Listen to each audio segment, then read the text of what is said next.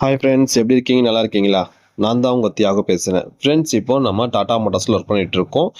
யாருக்காவது புது வண்டி வேணும்னா மேலே உள்ள நம்பருக்கு கால் பண்ணுங்கள். ஃப்ரெண்ட்ஸ், இப்போ நம்ம வீடியோக்குள்ளே போகலாம். அதாவது இப்போது டாடா ஈஸ் இன்ட்ரா. நம்ம மற்ற கம்பெனி வண்டிகளை கம்பேர் பண்ணுறதுக்கு முன்னாடி நம்ம வண்டி நம்ம கம்பேர் பண்ணிக்கலாம். என்ன ரீசன் பார்த்தீங்கன்னா, அதாவது ஒரு 2, 3 கஸ்டமர் நம்மகிட்ட கால் பண்ணி, எனக்கு வந்து இன்ட்ரா எடுத்தா பெஸ்ட்டா? இல்லை டாடா ஏஸ் எடுத்தா பெஸ்ட்டான்ட்டு நிறைய பேர் கேள்வி கேட்குறாங்க. அந்த கேள்விக்கான பதில் தான் நம்ம இந்த வீடியோவில் பார்க்கலாம். ஓகேங்களா? அதாவது இந்த வீடியோ யாருக்காகன்னு பார்த்தீங்கன்னா, புது வண்டி எடுக்கணும்னு நினச்சிருப்பாங்க இல்லையா? அவங்களுக்கு வந்து பார்த்தீங்கன்னா, டாடா ஏஸ் எடுக்கலாமா? இல்ல இன்ட்ரா V30 எடுக்கலாமா? இந்த ஒரு டவுட் இருக்கும். ஓகேங்களா? அவங்களுக்காக தான் இந்த வீடியோ. ஃபர்ஸ்ட்டு ஒரு விஷயம் நல்லா புரிஞ்சுக்கங்க. ஏன் இந்த 2 வண்டியும் இந்த கம்பேர் பண்ணும்போதும், ஒரு 2 வண்டிக்கும் பார்த்தீங்கன்னா, கிட்டத்தட்ட 1,25,00,000 ரூ. 2,00,000 டிஃபரெண்ட் இருக்கு. ஓகேங்களா? அதனால வண்டி எடுக்கும்போது கொஞ்சம் கேர்ஃபுல்லா எடுங்க. ஏன்னா சும்மா இல்ல பணம். ஓகேங்களா? அதனால தான். நம்ம ஃபர்ஸ்ட்டு வண்டி எடுக்கும்போது நல்லா கவனிக்க வேண்டிய விஷயம். ஏன் லோடு? நான் எங்க ஓட்டப் போறேன்? என்ன ஓட்டப் போறேன்? என்ன கம்பெனிக்கு ஓட்டப் போறேன்? எத வச்சு நம்ம ஓட்டப் போறோன்றத தெளிவா முடிவு பண்ணிக்கங்க. ஓகேங்களா? இதுதான் முக்கியமான ஒரு விஷயம். ஏன்னா, சிட்டிக்குள்ள ஓட்டுறவங்க கொஞ்சம் லோடு 1 டன், 1 1/2 டன் வண்டி வச்சு ஓட்டுறவங்க, தாராளமா நீங்க டாடா ஏஸ் எடுத்துக்கலாம். எப்பயாவது ஒரு டைம் வந்து சில பேர் சொல்றாங்க, நான் 2 டன்ல வச்சு ஓட்டுறேன் அப்படின்னு சொல்லியிருக்காங்க. நம்ம கஸ்டமர்லாம் சொல்லியிருக்காங்க. ஆனா அந்த மாரி ஓட்டக்கூடாது. 1 1/2 டன் வரைக்கும் தாராளமா ஓட்டிக்கங்க. எப்பயாவது ஒரு டைம்னா பிரச்சனை இல்ல. அடிக்கடி ஓட்டுனா வண்டியோட வேல்யூ கம்மியாயிடும். வண்டியோட ஸ்ட்ரென்த் கம்மியாயிடும். ஓகேங்களா? அது நல்லா புரிஞ்சுக்கங்க. அதனால வந்து 1 1/2 டன் வரைக்கும் ஓட்டுறவங்க, சிட்டிக்குள்ள டெலிவரி பண்றவங்க, தண்ணி கேன் வச்சு ஓட்டுறவங்க, இந்த மாதிரி காய்கறி ஒரு இடத்துலேருந்து எடுத்து வந்து பக்கத்துல நியர்பை 30, 40 கிலோமீட்டர் எடுத்து வந்து வச்சு காய்கறி பிஸ்னஸ் பண்ணுறவங்க இவங்கெல்லாம் வந்து பார்த்தீங்கன்னா தாராளமாக டாடா ஏஸ் எடுத்துக்கலாம்.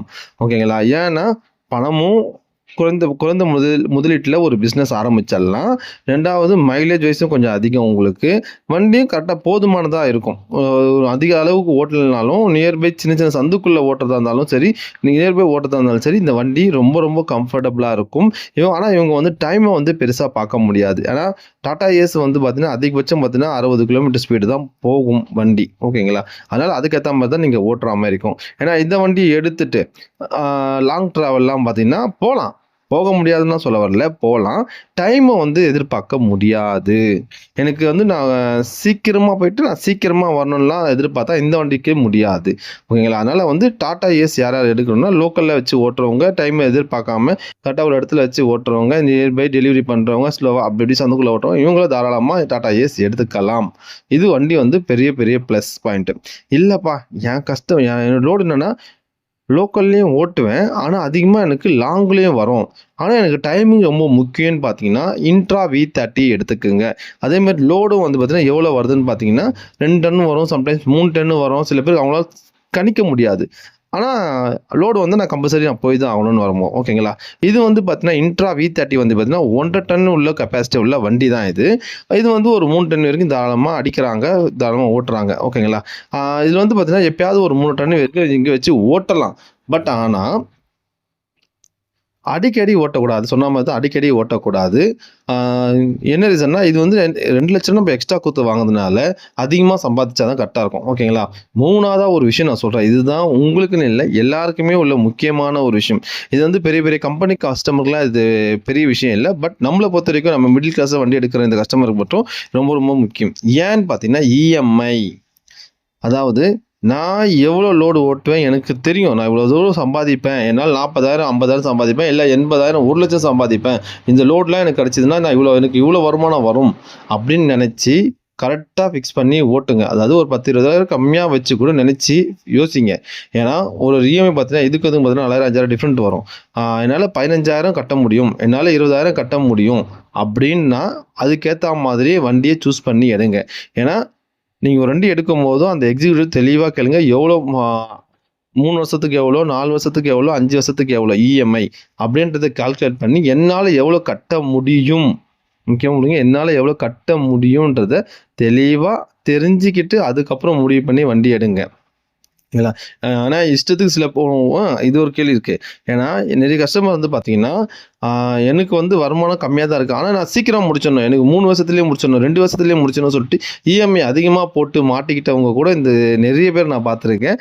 அதனால குறைவாக இருந்தாலும் அதிக மாதமாக இருந்தாலும் பரவாயில்ல, போட்டு முடிச்சுக்கிங்க. ஏன்னா திடீர்னு நடுவில் ஏதாவது ஒரு பேமெண்ட் வந்தால் கூட நீங்கள் ப்ரீ க்ளோசிங் போட்டு நீங்கள் வண்டியை க்ளோஸ் பண்ணி எடுத்துக்கலாம். ஓகேங்களா? அதனால் வந்து ரொம்ப ஷார்ட் பீரியடில் போட்டு அதிகமான இஎம்ஐ வச்சு மாட்டிக்காதீங்க. ஓகேங்களா? இன்னொன்று பார்த்தீங்கன்னா, இன்ட்ரா V30 பார்த்தீங்கன்னா எலக்ட்ரானிக் பவர் ஸ்டீரிங். நிறைய வீடியோவில் நான் சொல்லியிருக்கேன். இந்த வண்டி வந்து எலக்ட்ரானிக் பவர் ஸ்டீரிங்னு கொடுத்துருக்காங்க. இது வந்து பார்த்தீங்கன்னா முழுக்க முழுக்க கார் மாதிரி தான் இருக்கும். நிறைய பேர் லாங் ட்ராவல் எடுக்கிறவங்க இந்த வண்டி யூஸ் பண்ணால் ரொம்ப யூஸ்ஃபுல்லாக இருக்கும். ஜஸ்ட் காரோட சூப்பராக இருக்கும் என்னை பொறுத்த வரைக்கும். ஓகேங்களா? நானும் ஓட்டி பார்த்துருக்கேன். வண்டி காரோட ஒரு படிக்கு மேலேயே சொல்லலாம். அந்த அளவுக்கு அருமையான வண்டி.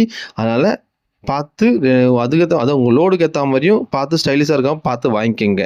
ஏன்னா பணம் அதிகமாக வந்து செலவு பண்ண வேண்டிய அவசியம் இல்லை.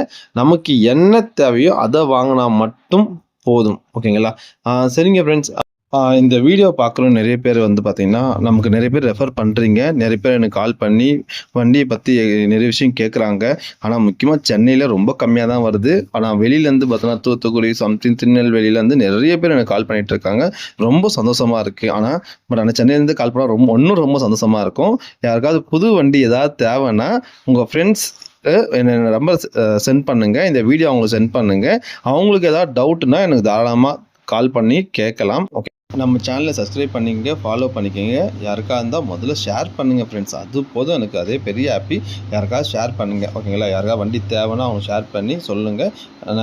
நாங்களே நேரில் போய் மீட் பண்ணி அவங்களுக்கு வண்டியை கொடுத்து அவங்களுக்கான இஎம்ஐ எல்லாத்தையும் நாங்களே போட்டு கொடுத்துருவோம். முக்கியமாக பாடி கட்டுறதுக்கும் யார் நல்லா பாடி கட்டுவாங்களோ அவங்களே உங்களுக்கு ரெஃபர் பண்ணுவோம் ஃப்ரெண்ட்ஸ். ஓகேங்களா? மறந்துடாதீங்க, ஷேர் பண்ணுங்கள்.